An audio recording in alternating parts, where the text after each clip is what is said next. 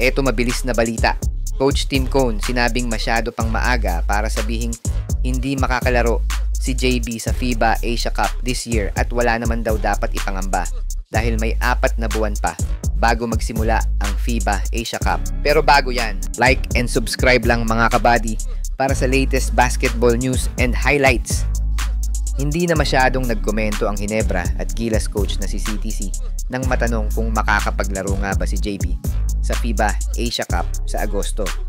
Ayon kasi kay CTC ay masyado pang maaga para magbitaw ng opinyon tungkol sa magiging recovery period ni JB matapos nga ma-injured ang Gilas naturalized player sa Game 3 ng PBA Finals.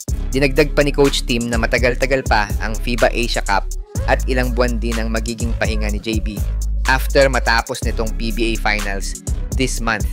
Magiging pabor umano kay JB ang pahinga sa PBA dahil papasok na ang All-Filipino Cup ng PBA at inaasahang ito ang magiging recovery period ni Justin sa kanyang dislocated na right thumb. Inaalala nga ng ibang fans ang kalagayan ni Justin Brownlee dahil hindi rin biro ang nakuha nitong injury sa kanang kamay nito at eto nga ang kanyang gamit sa kanyang shooting. Last 2 months nga ay si Kai Sotto ang nadali ng injury at eto nga mga inaalala ng mga fans dahil daw kung wala ang dalawang main man ng Gilas sa August ay parang mahihirapan ang Gilas na itawid ang mga laban nito sa FIBA Asia Cup.